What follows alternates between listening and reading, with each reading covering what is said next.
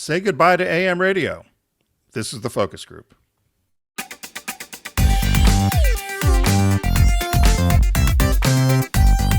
They're all business, except when they're not. It's the focus group with Tim Bennett and John Nash.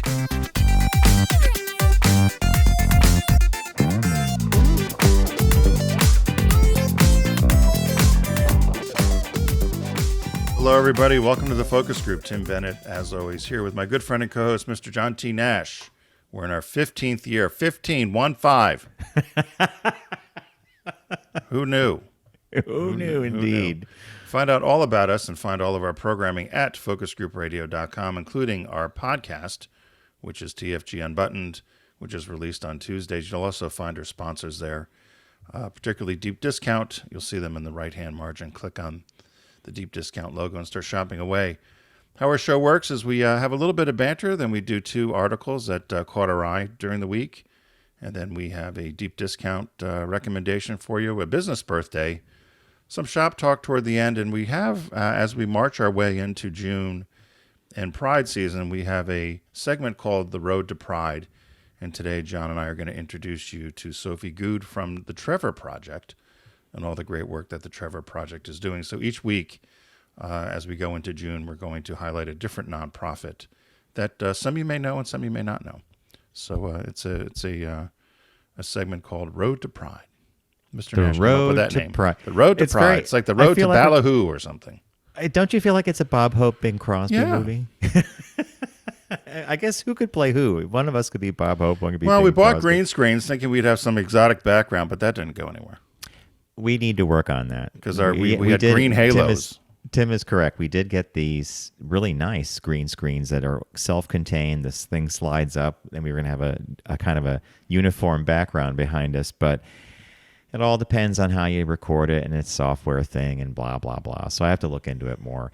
But hey, I have a weird one for you. What? I was at the window of the apartment looking out at the street, and the kids are playing in the schoolyard, and I noticed I don't know how many times I've noticed this, a woman walking with, you know those things that you use to pick up stuff off shelves that are too high, like a little claw thing? Right. I got one of those. Yeah, so she's walking with a paper bag, and she's picking up garbage, and there's not a lot, but like a little piece of paper here, a little piece of paper there. And I see her do it in the mornings, and I just thought to myself, thank you to the unsung heroes who pick up the neighborhood, look after things. I mean, no one's running up to her saying, that's the Karen of the neighborhood, right? She's no, the Karen. I don't think she's a... No? She never scolds. From what I observed, she just picks up stuff along the block. Paper. Yeah, good for her. David Sedaris says he does that. He moved to England part-time in the UK, and he goes around, collects garbage off the side of the street every day. Really? Yeah. He said it's therapeutic for him. That's the last thing I want to do is touch somebody's junk or garbage they've thrown out on the street. Hence the claw, right? Yeah. Ugh. So, anyway, Mr. Nash, what caught your eye this week? What caught your eye? Here's what Tim and John found. What caught my eye this week is something that we're just seeing in the whole culture, and I think that it's so disappointing, especially when it directly affects youth. And the headline of the article that I found was basically this. A trans teen in Mississippi missed her graduation after school officials demanded she dressed like a boy for the ceremony.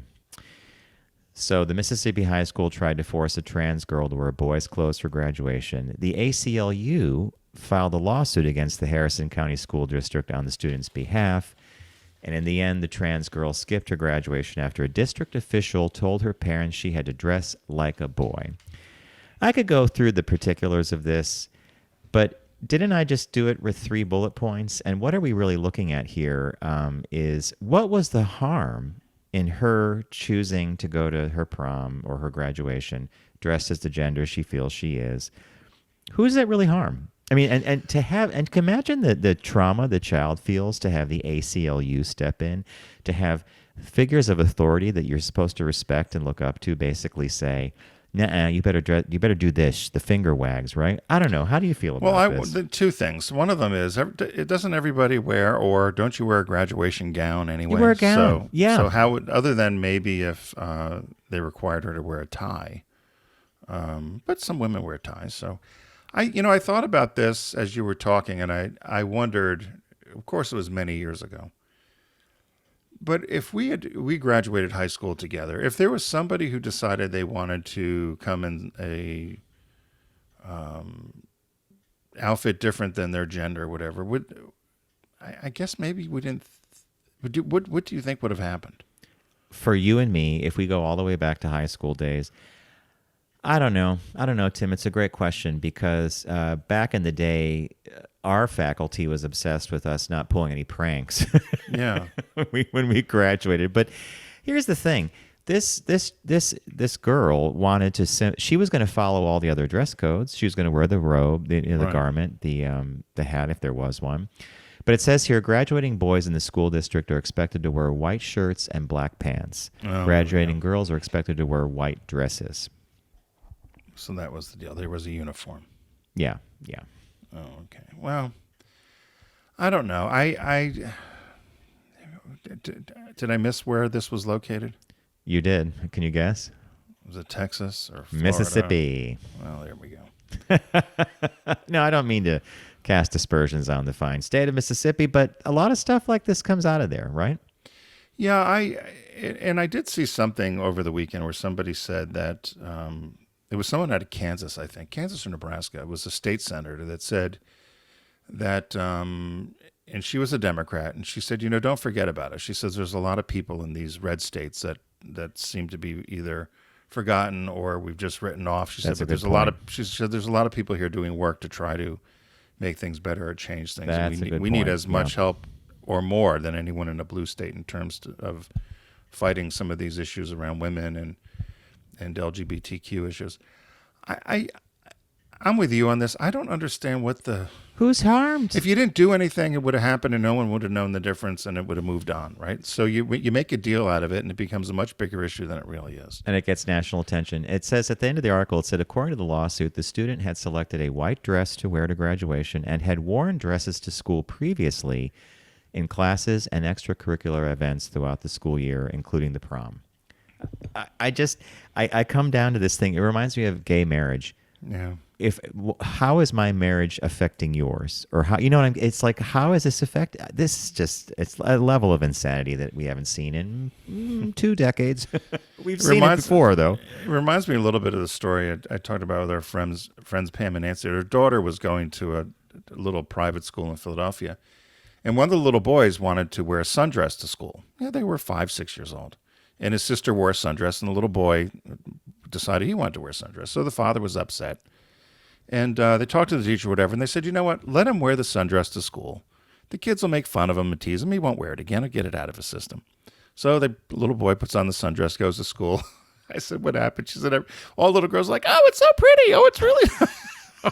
Did the opposite. So Now he's going to work. Yeah. It totally backfired. The little boy, the little boy in the sundress backfired because the kids just thought it was wonderful, but they didn't know any different, right? And so that's the issue about it: is if you don't make an issue of it, it sometimes will just Go away by itself. either go away or it just is not an issue, right? Making Yeah. an issue where there's not an issue. Mine couldn't be any more different, although it is being exercised by a number of people on the right wing.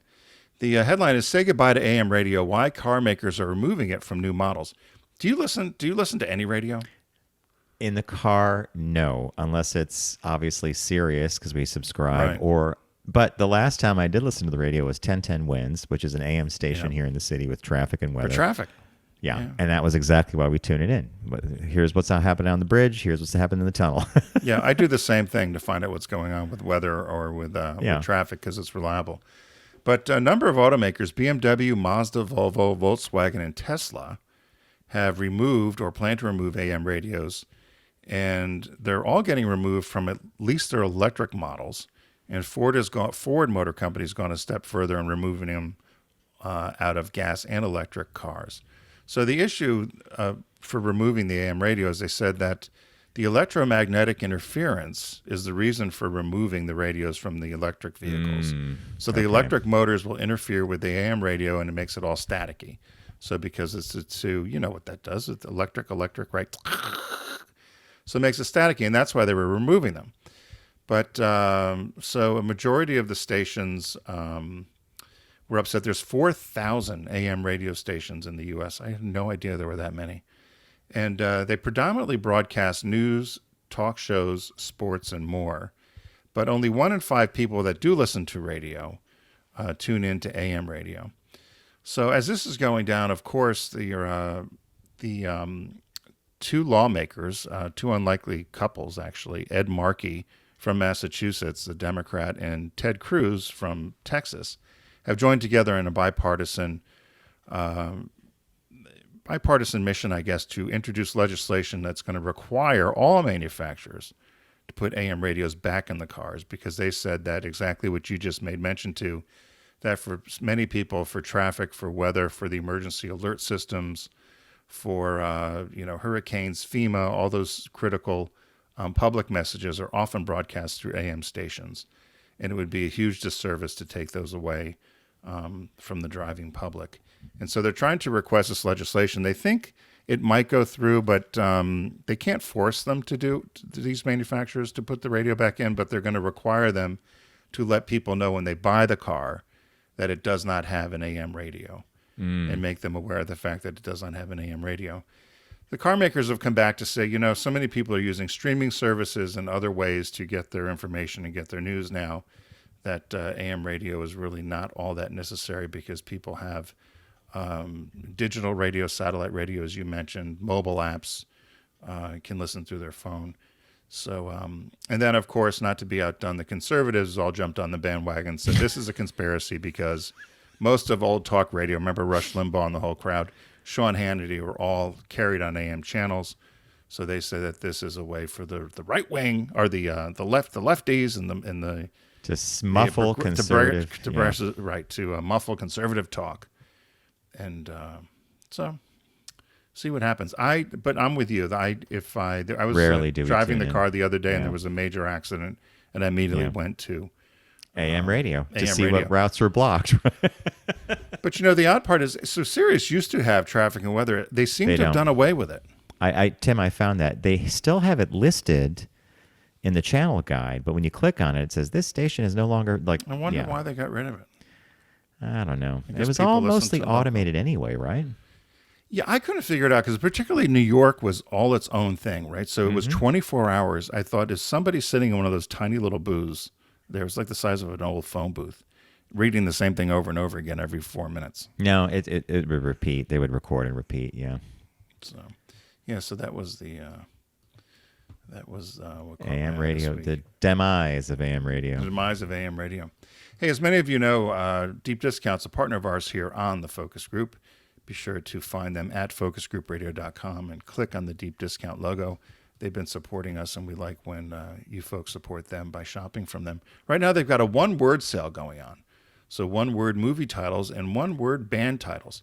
Scott or John, I was thinking, if we were a show with one word, what would we call ourselves? Oh God, I couldn't even come up with one. I thought it's pretty not clever. on the spot, but No. It's a great idea, isn't it? One word show, right? Yeah. So anyway, so what did you I pick went a with band or did you pick a movie? I went with movie, and I went with Okay. a title that I haven't seen in a long, long time, and I loved it when I was younger. It's a movie called Dreamscape, Oh gosh. and it stars Dennis Quaid as Alex Gardner, a man with ESP who can actually kind of enter people's minds while they sleep. And he's recruited by the government to help them figure out someone who's doing the same thing, his same ability, but they're doing it to kind of attack the president, which I think is played by, Eddie Albert. Christopher Plummer's in it. He always plays great meanies. Max von Sydow's in there. So this movie, when it came out, I loved it. I just adore it. I thought it was a lot of fun. And at the end, this bad guy with ESP and Dennis Quaid is a good guy. They have this battle in Eddie Albert's mind on a railroad car. One of them turns into a big cobra. Anyway, it's well, in my opinion, it's well worth the purchase price on Blu-ray, which means it's going to look great, of $17.05. So if you're a Dreamscape fan or you haven't seen it in a while, pick it up. What'd you pick? I picked so there were a number, I love music. So I went and picked a music one word band. And I initially had Heart as my pick because I think Ann and Nancy Wilson are just great rock and rollers. Agreed. And then I looked and I saw Erasure had, because I was trying to see what are the one-word bands. That's why I thought we should come up with something. But I found the Eurythmics. So it's Eurythmics Ultimate Collection. And why I chose them over all the others is when I looked at what is actually on this disc, the track list, the Ultimate Collection. There are 2 new songs that I'm not familiar with, but because they're brand new. But there's not a song in here that A, I wouldn't know, or B, I wouldn't not listen to. And on some of those other compilations, there were songs that I'd be like, I'd skip forward. But the tracks that are on, there's 19 tracks in this Ultimate Collection, and everything you'd expect and want from them. And just they're one of the few bands I think you could put on an album, one of their albums, and listen to the whole thing because it takes you on a journey. And so I picked the Ultimate Collection from the Eurythmics. So if you are someone who's a huge Eurythmics fan and you might not have all their albums digitized or available in your iTunes library, would this be the one to get that would have your favorites? This would be the one to get. It's under $12, and it's Love is a Stranger, Sweet Dreams, Who's That Girl, Right by Your Side, Here Comes the Rain Again, What I Lie to You, There Must Be an Angel, Sisters. It goes on and on and on. Yeah, you just nailed some of my absolute favorites, and if it covers their discography, then this would be. And for $11.52, Tim, it's like a steal. Now my car still has a CD player in it. Do you really? Yeah, and so there are CDs that I have found that were either rare cuts or that were demos and stuff. And so there is a use for CDs, doing that. Yeah. And I did notice on Deep Discount in general, there are things that are foreign that you can get. For instance, the B-52s didn't fall under the one word, but there are discs and things that you can get that weren't available in the U.S. that you can pick up at deep discounts. So. I picked up some Simple Minds Japanese pressings that sounded better than the American ones. Yep. We do have a new release this week, and that is Creed 3. The movie did really well at the box office, actually, and I would like to see it. It stars Michael B. Jordan and Jonathan Majors. After dominating the boxing world, Adonis Creed, Michael B. Jordan, has been thriving in both his career and family life when a childhood friend and former boxing prodigy, Damien, Jonathan Majors, resurfaces after serving a long sentence in prison. He is eager to prove that he deserves his shot in the ring. The face-off between former friends is more than just a fight. To settle the score, Adonis must put his future on the line to battle Damien, a fighter who has nothing to lose. But you heard the reviews are great. Right. Unfortunately, some stuff went on with Jonathan Majors afterwards, but this is a movie that I would like to see. It's available on 4K Ultra HD, and remember, 4K is like even better than Blu-ray. It's $29.99. So to recap, it's the one-word movie or music sale, and it's a really fun sale to check out. So go to focusgroupradio.com, click on the Deep Discount logo, and start your shopping experience and find the one-word sale, movie or music, and you'll have a ball because you'll realize how many things you know that are just one word. I picked a movie called Dreamscape. Dennis Quaid, Max von Sydow, Christopher Plummer, and Eddie Albert. Classic movie from, I think it was 1970-something, 1984. And the next one Tim picked for music, the Eurythmics, Eurythmics, because if it's the Eurythmics, it would be two, but Eurythmics Ultimate Collection has all the songs you want. And the release this week is Creed 3. So again, thank you, Deep Discount. Remember to click on the logo at focusgroupradio.com and start your shopping experience. And there we go. So we have a segment that we're going to be putting right here, and it's we're going to be talking to Tim. It's Sofi Goode from the Trevor Project. And without further ado, here we go. As we head into Pride season, Tim and I here on the Focus Group would like to introduce you to a segment called The Road to Pride. Each week, we're going to introduce you to some organizations you probably already know and some that you should know. So buckle up, stay tuned, and it's time for The Road to Pride.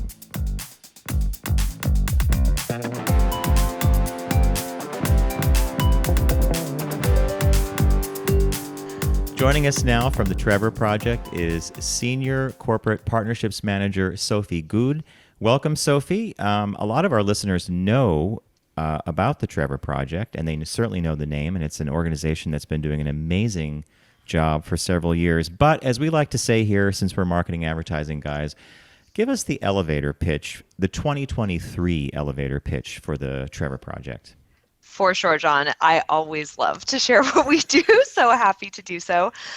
Many folks may know about the Trevor Project. We are the leading suicide prevention and crisis intervention organization, providing targeted services to lesbian, gay, bisexual, transgender, queer, and questioning young people. In 2023, what that means is that we're thinking holistically. We're making sure that young people have the support they need when they need it, wherever, whenever, through our 24/7 free confidential crisis services. We're also thinking about how we can shape a more welcoming and inclusive world for LGBTQ youth through research, education, advocacy, and of course, creating those super important networks of peer support. So we really see ourselves as, pushing towards a brighter future for LGBTQ youth. So hi, Sofi. How has, we just had come through the pandemic, and now we have, which seems to be this barrage of anti-LGBTQ legislation that's happening. Has that changed your guys' direction or mission at all, or how are you handling the changes that we've had in the last few years? It's a great question, Tim. It is a hard time for everyone, and especially for LGBTQ youth. And so our mission remains unchanged, but the tactics that we're taking to achieve it have certainly shifted in response to current events. We do an annual national survey of LGBTQ youth mental health to just understand really what are the challenges that young people are facing, and how can we as the Trevor Project, as well as, in partnership with all of the amazing corporate partners and nonprofits that we work with, how can we all work together towards the things that we know make the biggest impact for LGBTQ young people? So this year, what it's meant for us is really thinking about how do we create a more positive public narrative, right? There's really a lot of vitriol coming towards LGBTQ young people, and we at the Trevor Project certainly feel it as well. And so we want to make sure that we are putting the acceptance, the support, the positive narrative, that we're uplifting LGBTQ young people's voices. And so we've started working on a new content strategy that's really aimed towards providing a platform for LGBTQ youth and bringing that counter narrative of we're here, we see you, we love you for exactly who you are. So that's one way that we've shifted. We also, of course, do direct advocacy work to advocate for policies that protect LGBTQ youth, their rights, support their mental health, and fight against bills that are dangerous for them. We use our research a lot in that work. And then, of course, we want to make sure that LGBTQ young people know that we're here to support them and that we have the capacity to support them. So really focusing on our crisis services and making sure young people know we're available to them whenever they need us. Sofi, picking up on, I just think you framed it so beautifully about the vitriol. It's a word that I just think perfectly sums up the emotional barrage that's coming out. And the part that struck me when you were talking about that is as an adult gay male, I feel battered. And I'm an adult, which means I should be able to process a lot of this differently than if I were younger. So I guess that as you guys plan and as you guys create stories, as you guys try to get the message out there that there is hope, that there are people available to help if someone feels like they're in crisis, is it fair to say that you're looking at the future optimistically? It is, and I know that might be surprising, but we are optimistic about the future. So the past couple of years, there's been a lot more visibility and representation around LGBTQ identity. More visibility has also invited more criticism, and we are seeing a lot of that aimed at young people. But ultimately, the LGBTQ community has always been resilient. LGBTQ young people know themselves best. Trevor really sees our job as elevating those stories, elevating the success, the wins that the community is having, helping young people see that there is a bright future ahead. And we know that there is a bright future ahead. We know that there is so much incredible work being done, not just at Trevor, but by this movement that we are a part of that consists of so many folks across different nonprofits, across, different advocates at the government level, but also just people who are working in their communities to create a more accepting world. So we see a lot of hope, and we know that we have an important and specific role to play in elevating that hope and making sure that young people see it too. Sofi, I know you mentioned when we had talked another time about allyship, and then also kind of the professional football player Carl Nassib, and I don't know if I pronounce his last name correctly, but that was actually a really pivotal moment for you folks in terms of fundraising and awareness, particularly with sports, high school sports, college sports, professional sports, which have somewhat been ignored in terms of where bullying may happen or where kids, LGBTQ kids may feel not welcome. Have you guys appreciated that, or is it something you're working on for the future? Absolutely. I think one of the most important things for us is to think about how we can reach LGBTQ young people across the country who have different interests, who have different, hang out in different spaces, have different forms of community. And so partnerships are a huge part of that. We know that there are lots of young people who are aware of the Trevor Project already and lots of people who have never heard of us. And so partners like Carl help us reach new audiences of LGBTQ youth with that message of support and acceptance, but also with the knowledge that Trevor is here for them with our crisis services, with our other resources, that we're here for their families, their allies, to help them learn how they can best support the LGBTQ young folks in their lives. And so I think for us, we see a really critical role for folks like Carl Nassib, for celebrities, for brands like P&G to play in spreading that message and reaching LGBTQ young folks who may not know about Trevor with a really important message. Now, this question, this is not a gotcha, but it may be out of your purview. And I'm wondering, do you guys keep statistics on the call volumes from by state, or is it just a nationwide thing? And if it is by state, are some of the most negative blowback we're hearing from some of these, let's just say the red states, for example, do you actually see an empirical uptick in calls? Yes, is the answer. So we do keep data by state. Yes. The short answer is yes, we do keep data by state, and we do see spikes in states where there is legislation or conversation moving forward about limiting LGBTQ young people's rights. So we actually just released earlier this month, our 2023 national survey on LGBTQ youth mental health. And one of the things that we asked folks about was how, state or local legislation banning folks from talking about LGBTQ identity at school impacted their mental health. Nearly 2 in 3 young people told us that hearing about this made their mental health a lot worse. So we see that, in our data, in our research data, which has nothing to do with our crisis services, it's completely separate. We also see it in our crisis services in terms of these kind of surges in volume when things like Don't Say Gay or, when those kinds of bills are being discussed in a big way, we certainly see an uptick in young people reaching out to us because it does impact them. It impacts them so directly, so acutely. And we know that it has a really big impact on how they feel about themselves, how they feel about their own identities, whether they feel safe at school, safe in their home, safe going to the doctor. Those things have a huge impact on mental health. Well, Sofi, thanks for joining us here on the Focus Group. We appreciate it, and we appreciate all the work that you do at Trevor. We've been speaking with Sofi Goode, Senior Corporate Partnerships Manager at the Trevor Project. You can learn more about the Trevor Project at thetrevorproject.org. Also, on June 15th, be sure to tune in to Can't Cancel Pride. Can't Cancel Pride is iHeartMedia and P&G's Pride Charity Showcase. It's featuring the most influential voices and the biggest names in the LGBTQ community in culture and entertainment. The event has already raised millions of dollars that benefit organizations like the Trevor Project, and you're able to donate there as well during the broadcast. P&G is a valued client of ours. We encourage you to learn more about Can't Cancel Pride at can'tcancelpride.com. As always, you can learn more about John and us and all of our programming at focusgroupradio.com. Everyone, please stay safe and healthy on the road to Pride.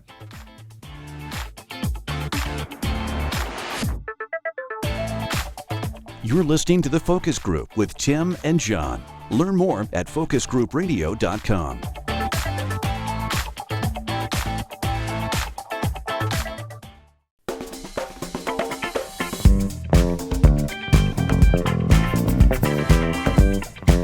Now back to The Focus Group with Tim and John. Available pretty much everywhere.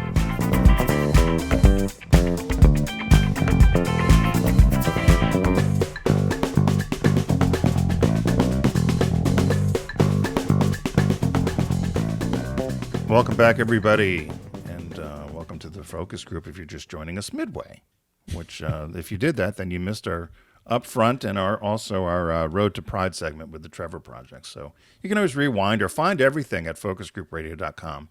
Follow along with us there. And, John, I was looking at where some of our traffic is coming from again. I try to find out what countries are listening to us. So we have a country that's bubbled up to the top top 5 of countries other than the U.S. So U.S., Canada, UK, right? Mm-hmm. And then 4 and 5 switch. But this year, number 5 is a solid number 5. Do you want to take a guess? They don't speak English. I well, not as a language. I want to say that didn't we have something in Saudi Arabia or the Arab Emirates? Or we did have that. Well, for one time, I thought we might have gone on Russia's do not travel list because Russia, when the war started in Ukraine, we were number 1 out of Russia. But no, South Korea. And so I'm wondering where the traffic's coming out of South Korea, where we're getting so much traffic out of South Korea. A couple employees at the U.S. Embassy. That, or maybe the demilitarized zone, or who knows, right? Maybe Kim Jong-un heard about us and he's tapping in. No, that'd be north, but he want to get through the south. No, he's got to tap in there to get it. No internet in north. So anyway, we have our business birthday today, Mr. Nash. Everyone does celebrity birthday greetings, but the Focus Group is the only show in the universe that celebrates business birthdays. Born today, May 24th in 1879, was Harry Burnett Reese. Now, before you go further, when I saw this come in, my teeth almost fell out. I thought that this was an invented name, an invented product. It turns out to be a real person. So go ahead. Yeah, so of course, from the famed Reese's Peanut Butter Cup. So Harry Burnett Reese, or Harry Reese, or H.B. Reese, again, born May 24th, 1879, died at 76 years old, just short of his 77th birthday in 1956. An American inventor and businessman known for creating the number 1 selling candy brand in the United States, Reese's Peanut Butter Cups. And interestingly, he was an only child, but he got married and had 16 kids. 16? Can you imagine? He was raised on a farm in York, PA. God, Pennsylvania. That's more than that famous Cheaper by the Dozen. Wow. Right, unbelievable. I said 16 kids, and he had to have 3 or 4 jobs. I thought if you kept it in your pants, you'd only have to have maybe 1 or 2 jobs, but did 16 kids. Yeah. So he was hired to work for Milton Hershey's dairy farm in 1916. They had their own dairy. That's right. So Hershey Farms, they were going to go to automatic milking machines for the cows. And his job was to try to run the barn that was going to do that. And it ended up being too much money. So he ends up leaving the area and goes to try to go out on his own.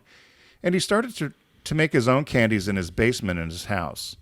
And he made some after-dinner mints, and he concocted a few candy bars. He would take Reese's, what he called them Reese's raisin clusters. So he would take raisins and clusters with chocolate, or he would do chocolate-covered dates, which were his best-selling candy at the time. And then eventually falls into the peanut butter cup because someone he was working with had put the 2 flavors together, but they couldn't figure out how to properly coat the peanut butter. And so he had made an injection machine that could do that. But so he was working, so he went back and worked at Hershey and worked on the chocolate line. The other thing that I thought was interesting, they talked about how Americans and Canadians particularly like Hershey's chocolate. And, I've heard that about European chocolate versus American chocolate. And they went through a pretty long explanation. I won't know all the scientific names, but essentially, in order for things to stay fresh or to move and be transportable, Hershey would freeze dry the cocoa or the milk and the chocolate together, freeze dry it, and take the water out. And it gave the chocolate a kind of a tangy taste, which they say Canadians and Americans much more prefer than the bitter chocolate that you would find in Europe. So that was just a side note. Because I always wondered about that, why they talked about different chocolates. So as he was working for Hershey, he was making these Reese's peanut butter cups in his little small factory he had in his basement. And demand got so much that he stopped making the after-dinner mints and the clusters and everything and just concentrated on these Reese's peanut butter cups. And Hershey found out about it, and he didn't care because he felt that Reese made his own peanut butter, but all the chocolate that he would use was bought wholesale from Hershey. So, and they even said that Milton Hershey kept a stash of the Reese's peanut butter cups in his desk. He liked them so much. And so they said that because Reese was buying his chocolate from Hershey, they did not view him as a competitor because they thought he's buying from us and, we're selling that much more chocolate because his peanut butter cups are so popular. He was also an accomplished French horn player. He performed in some local bands. He died of a heart attack, as I said, days short of his 77th birthday. But 7 years before his death, when the Reese's peanut butter cups were selling at about the equivalent of $243 million worth a year. Wow. He and his sons decided to merge with Hershey, and rather than getting money, they were given stock. And so the stock amounted to about 5% of the Hershey company. It was like 66,000 shares or something. They get 666,316 shares. What year did they get the stock in? So they got this in 1963. Oh boy, okay. They got the stock. So up until 1923, the stock had split many, many times after 60 years. And so the original shares, which represented the 660,000, now represents 16 million shares. Oh my God. And it's valued at about 4.4 billion, and the family still holds it. So they've got so the little peanut butter cups made up $4.4 billion. And they get annual dividends each year to the family, divided up by the relatives, I guess, like Yellow Bean does. They get $66.3 million a year in dividend from Hershey based upon the value. So unbelievable. And so I looked up some more. So the peanut butter cups were number one up until 2012. They're now the number 4 selling candy in the world and 3rd best selling in the U.S. You want to take a guess at what the number? This is like a Tim's list. What the number 1 candy bar is or candy brand is in the U.S. And what number 2 is ahead of candy brand. They call it candy brand, but they're chocolate. They're chocolate bars. It's just a plain Hershey's bar. Hershey bar's number 1. Yeah. Guess number 2. One of your favorites. Bar? No, Snickers. It's one of your favorites. Got a little wafer in it. Kit Kat. Kit Kat. Yeah. Kit Kat's number 2. And but the Reese's peanut butter cup still brings in globally about 2.6 billion dollars a year in peanut butter cups is what we sell. Wow. A lot of peanut butter cup. So happy birthday, Mr. Reese. Happy I'd like birthday to have a piece indeed. of that, wouldn't you? Hello. I'd like some of the stock. Yeah. Unbelievable to me. So yeah, so that was our business birthday this week, Mr. Reese. I'm surprised we haven't had him before. I'm glad you did him. I think it's fantastic. I never knew there was an actual person attached to the peanut butter cup. Who invented it? Who gave it? Who sold it to them? The whole bit. So on our shop talk today, we have a article John had found. I believe it was from CNBC, and there was this came from a study from Harvard, right? And it says a Harvard happiness expert says these 2 common pieces of job advice are both terrible. And so he was given a graduation, giving a speech at the Catholic University for graduation. He delivered the keynote speech at graduation this past month. And he told the graduates that 2 common but terrible pieces of advice he warned them were not good. Number 1 being, go find a job that you love and you'll never work a day in your life. And the other piece of advice was go save the world. And I was surprised by these 2 things. Were you or not? Not at all. No. I think that this idea of find a job that you love and you'll never work a day in your life. I think that we've all met people who view their work as complete pleasure, don't even view it as work, but they're few and far between. And that's not to say that people hate what they do, whatever, but when you're 16, 17, or 18, when someone says, what are you going to do with your life? Like, it's kind of a fraught question. Like, maybe you like science, maybe you like literature, maybe you want architecture. I don't know. But I think telling a graduate to go do that is difficult. And that goes back to last week's Shop Talker. Maybe that was on Button. We were talking about outsized expectations of salaries, the whole bit. So he scoffs at that. Yeah, he did have a take on this though, and he says, you can do yourself a lot of favors in terms of finding happiness at work by looking into a couple things. And the first one was earned success. The first key to work happiness, according to Brooks, is what he calls earned success, producing something valuable in your own life and in the lives of others. For him, happiness at work is not determined by your job title or perks, but rather the investment you put into your day. Don't cut corners. So what do you think of that one? Yeah, I thought of this because this time of year you hear about all the graduation speeches and everyone wants to, nobody can remember who their graduation speaker was. Yeah. Nobody cares, right? So I wondered about this as to whether this was either smart advice or is this something that, I would have listened to because, I'll take a little side turn here, but, when you were sitting at graduation, did you think, oh, I'm going to own 3 ad agencies sometime? You probably had no idea what you were going to do, right? No, So that's would correct. you have understood somebody talking to you like this? And I think you and I understand it now, Yes, but I'm not we do. sure that an 18, 19, 20, 21-year-old would understand it. And I wondered about this the earned success to me, I thought was about working hard, but when he said you don't cut corners and he did say that this working harder is also an issue for fast track burnout. Mm-hmm. And I do agree with that. So I guess I agree with parts of it. I just don't know if I would have understood it at that age. At that age, no. Yeah. And what was the second thing he said? His second thing that he thinks people should really be focused on is, as opposed to find the job that you love and you'll never think it's work or saving the world, is service to others. Right.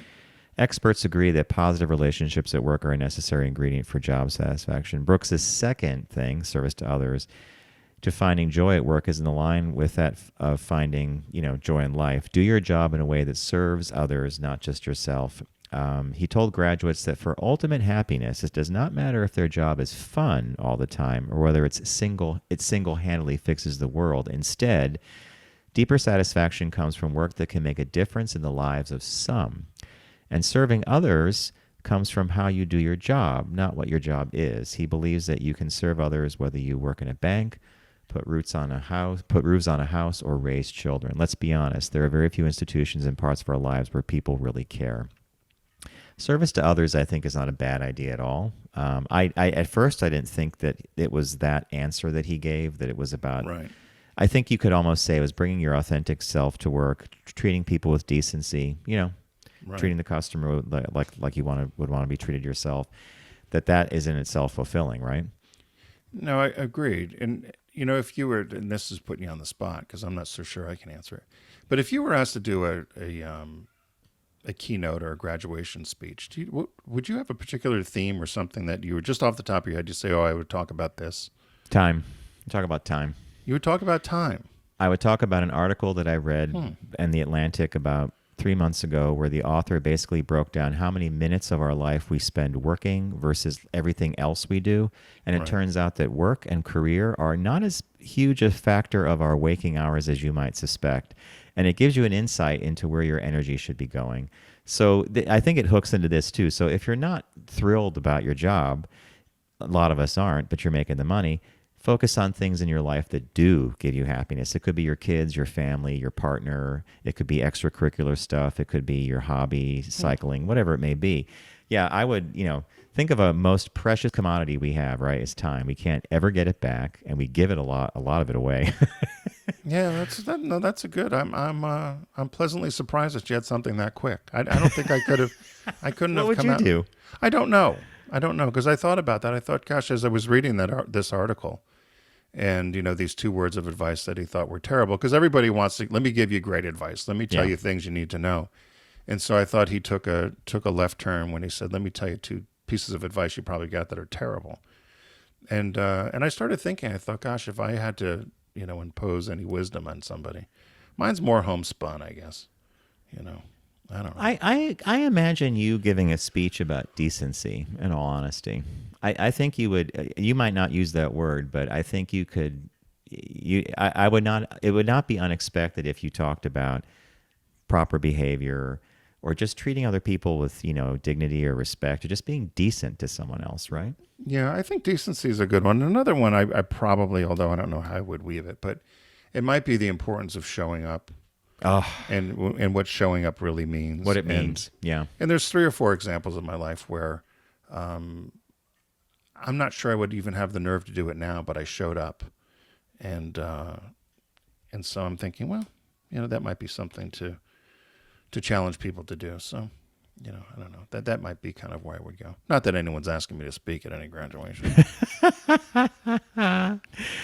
Well, I think it's a good shop talk, and I'm glad you asked the question of what I would speak about, and what you would speak about, because I think that's a fascinating thing. And I do read a lot of the transcripts, a lot of these end of commencement speeches. Some of them have been very well done. Steve Jobs gave a great famous one years ago. Anyway, there's a really good one if you want to watch one on YouTube by Conan O'Brien at Dartmouth. He gave it. It's like 20 some minutes long. He gave it in the early 2000s, I think. The first 10 minutes is a riff on kind of not how bad, but how quirky Dartmouth is, and the audience is crazy laughing because he really he's. You just have to watch it to see, because he's standing in front of a log. I mean, that's what their podium is. It's a log. He's like, what? He goes, I feel like I'm on the set of Survivor Nova Scotia. He's like, what? He's like, or this is something a bear would use in an AA meeting, And the crowd's going wild, and then he does a riff on some of the other IVs, but then he gets into the heart of it to say that he was a failure, and he said, and you know what, failing's good. And he talked about failing is good. He said, I tried to do this. He talked about the late night shows and the things, and so I thought it was very good. It's entertaining, and I think that's what they should be. And you make people laugh and smile, and that's all you can really get out of it. And we remember those things more than some of the serious stuff, right? Yeah, the lessons you're going to remember somebody who entertained you, right? Yeah, and it's woven in, and it's cleverly done. Yeah.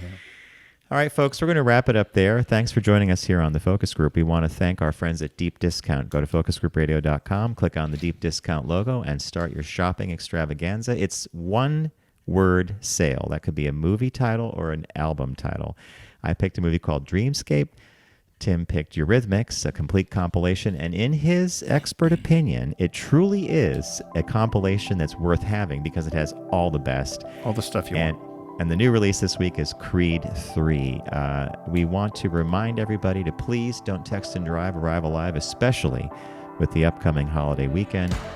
Have a good one on that note, and we'll see you in the new week.